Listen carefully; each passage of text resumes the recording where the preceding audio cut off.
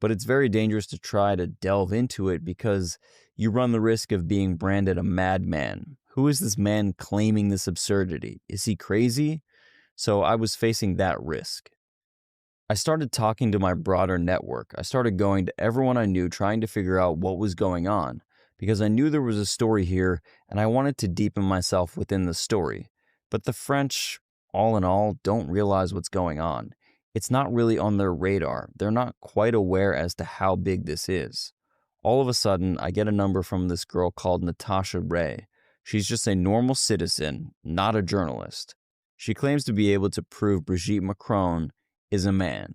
So we begin to exchange ideas and work together for a month. And is this the moment when you were first introduced to, I guess, the name, the person, Jean-Michel Trogneau? Because prior to, there were essentially just no pictures of Brigitte Macron for 30 plus years of his or her life. And was it Natasha that first brought forth the name to you, Jean-Michel Trogneau? Alors, c'est quelque chose d'intéressant So this is something puisque interesting. j'avais I had identified this name in the archives of documents found in the commercial courts. I ordered a lot of documents from the commercial courts called the INPI to trace companies. I was interested in the Trognos and I saw this name appear which did not appear in the biographies. I realized that Emmanuel Macron wasn't really selling well to the public as a persona. He was in managerial positions and in hedge funds, and the public wasn't really gripped by this. When they decided to create a presidential candidate, they tried to focus more on the background of Brigitte Macron's family, the Trogneau family, who are a family of chocolatiers from Amiens, France, since it is a family which is rooted in the real country, in the real economy. That is to say, they are not bankers at Rothschilds. They don't do mergers and acquisitions. They make chocolates. They were even compared to the Kennedys in the French press. At that moment, we said to ourselves, why is there this insistence on each brother, each sister, each niece, etc., except one, Jean-Michel Trogneau?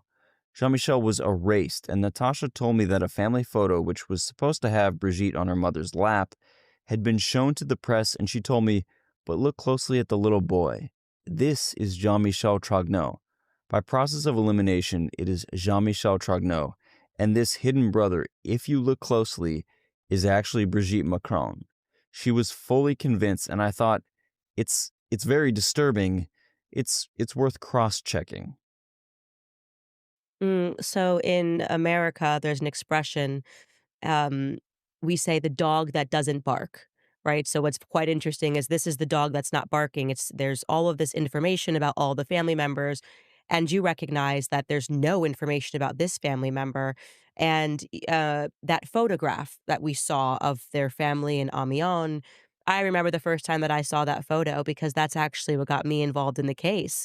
It was, for me, a matter of common sense. I just looked at the photo, and the Daily Mail was trying to tell me that the little girl on the lap was young Brigitte, and I just looked over to the left of the photo and I said, "No, I have 2 eyes." Obviously, I don't even know what the theory is, but that's clearly Brigitte, a very distinct face. You can't really change your face. Well, I guess you can, but, it was very distinct to me. So this is sort of, what Natasha noticed is you're looking at this family photo, you're looking into Amiens, you're looking into this chocolatiers, and you're noticing that this boy on the left, you don't know anything about whatsoever.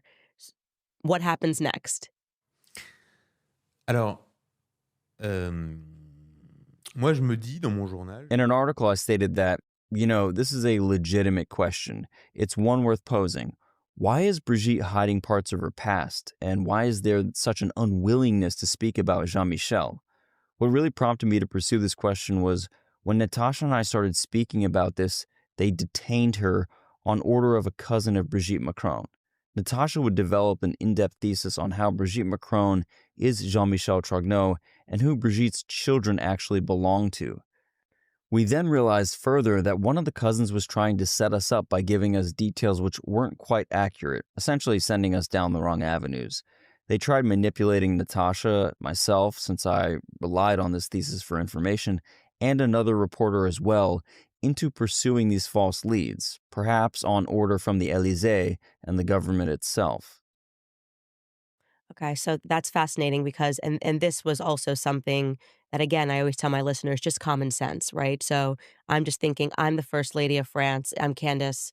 If somebody comes to me and says, "Hey, your brother doesn't exist or your sister doesn't exist," I'm going to take an opportunity to do a press conference. I'm going to stand next to my brother and I'm going to say conspiracy theories are harmful. Let's put this to bed.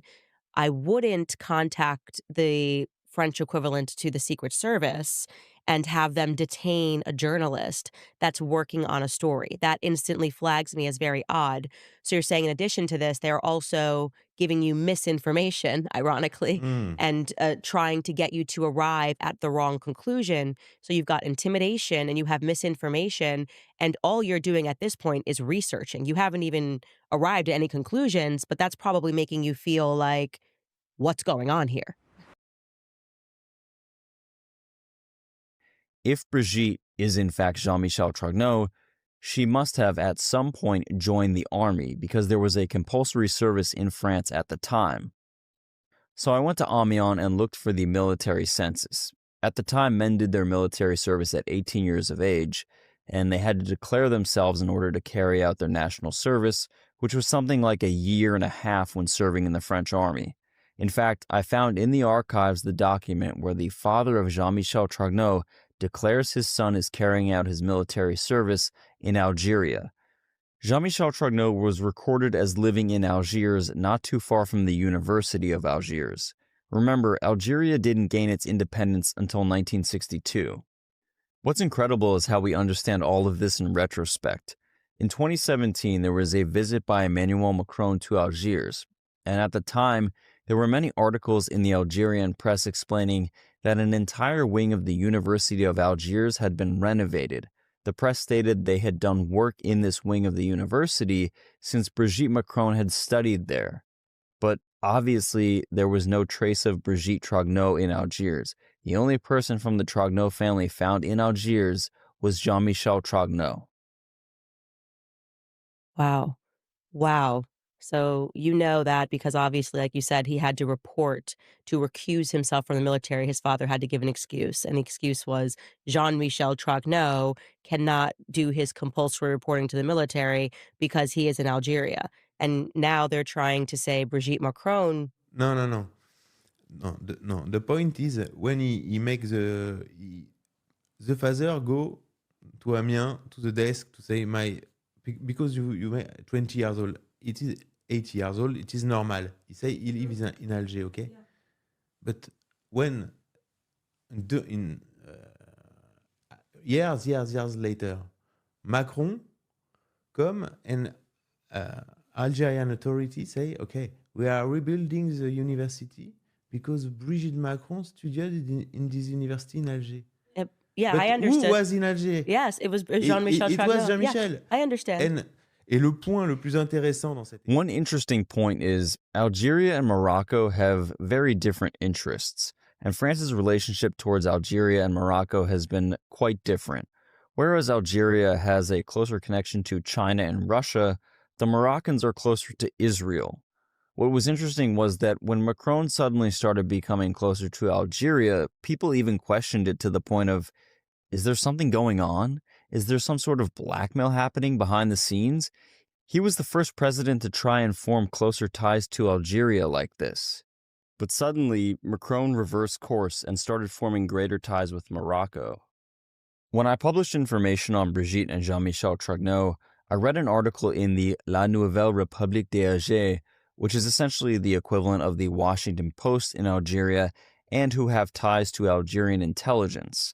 They stated Macron started moving closer to Morocco due to Morocco blackmailing him using Israeli spy software called Pegasus. So when Morocco forced Macron's hand to increase ties with them, this paper in Algeria actually said that Macron is, quote, a cocaine-addicted president and psychopath under the influence of his, quote, wife, Jean-Michel Trogneau, who leads France without ever having been elected.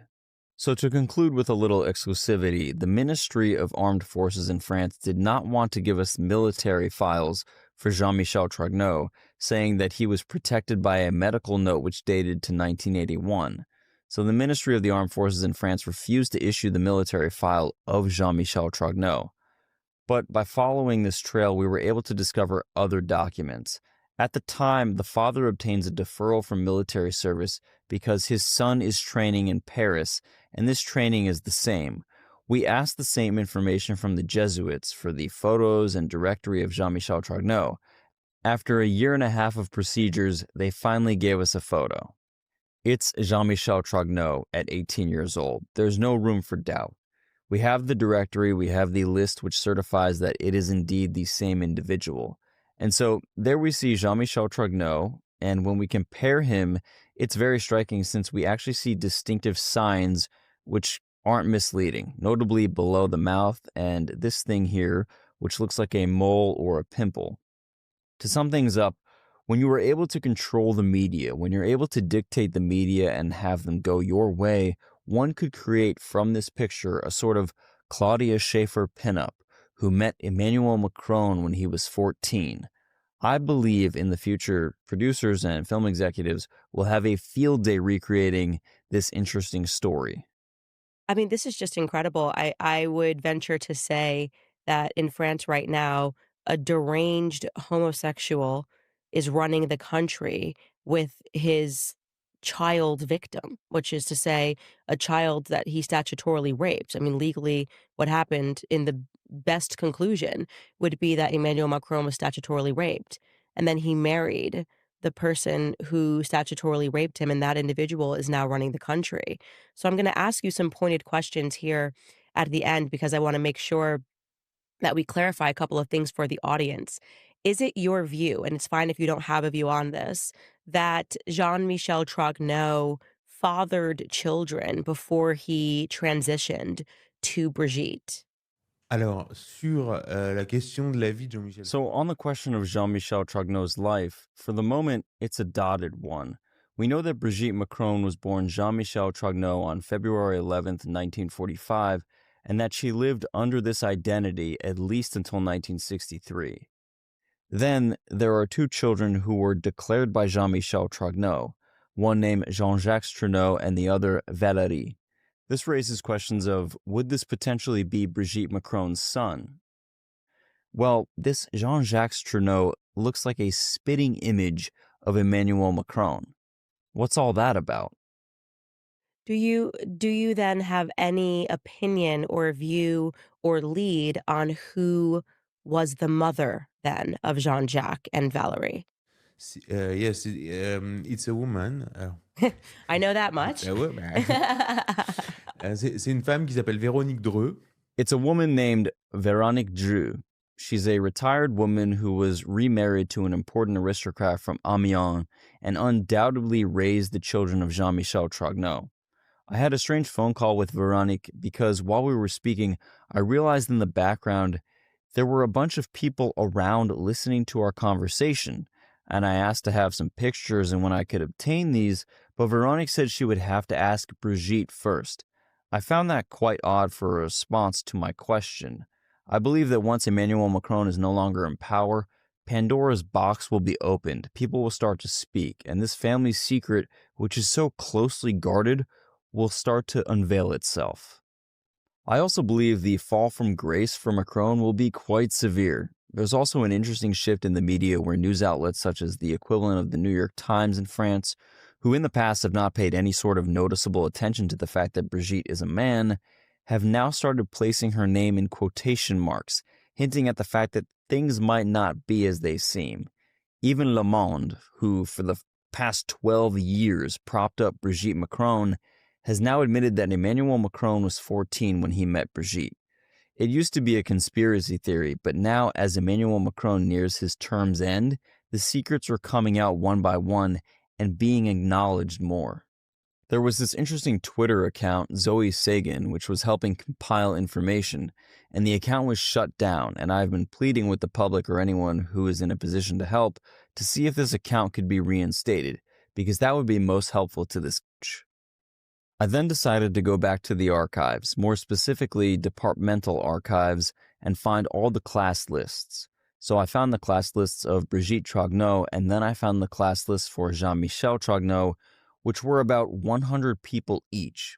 I then listed them, filed them, and started to contact each one of them in order to get their accounts to see where that would lead, and relayed this to Emmanuel Alisson. In the archives, I could see that Brigitte Trogneau was there because, in contrast, Natasha thought that she, the real sister of Jean-Michel Trogneau, never actually existed, but I found out she did because she was on these lists. However, we couldn't quite figure out who Brigitte Macron was. Was she a Trogneau? Was Jean-Michel, the chubby guy we mentioned earlier, actually Brigitte Macron? We just couldn't quite place her exactly, but we knew she had existed.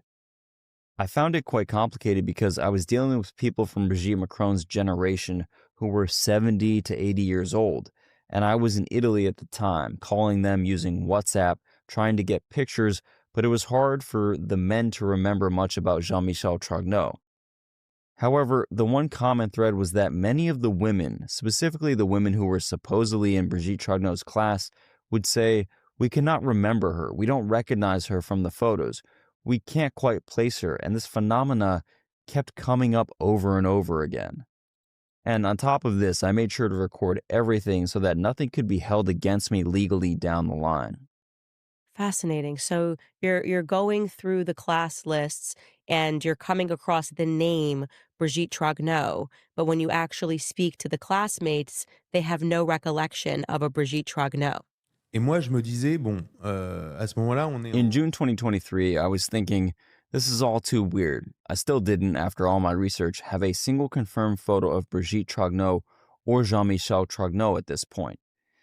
The journalist from Le Monde, who had signed a contract stipulating she would have to incorporate the words fake news into her title, she decided to go to Amiens to meet people, so I gave her a short list of 5 people to interview. So from the 100 people that I had accumulated for each class, I shortlisted them to 5 for Brigitte and 5 for Jean-Michel. So she goes to Amiens and she gets more information and photos. And there's this one photo in particular from 1976, a wedding photo where you can clearly see the bride is Brigitte Trogneau. There are 2 more pictures that I'll show you exclusively. So I decided to use facial recognition software from China, which is extremely accurate, and compared the pictures of Brigitte Trogneau and Brigitte Macron. With this, I realized that, in fact, Brigitte Macron was not Brigitte Trogneau, not the person they were showing in the childhood pictures, but in fact, Jean-Michel Trogneau is Brigitte Macron. Jean-Michel Trogneau was also not the little chubby guy we mentioned earlier. I concluded from this that Brigitte Macron is actually Jean-Michel Trogneau, born in 1945 in Amiens, and that this individual assumed the identity of their sister, Brigitte Trogneau, in 1986. So it's really a story of identity theft. So she goes to Amiens, the Le Monde journalist, and you guys realize at this point that you're getting a match with this Chinese software that they use for social credit scores. And they're telling you, hey, it's not this Brigitte Trogneau, it's this Jean-Michel Trogneau that's a match. voilà. The Brigitte Macron is Jean-Michel Trogneau, not Brigitte Trogneau. Je précise aussi que la I'd also reconnaissance point faciale, out that this facial recognition software is very visual, very accurate, and allows you to present evidence that would withstand any defamation charges in court. But I will show you all the data from this software analysis of these pictures so you can clearly see here that it's him.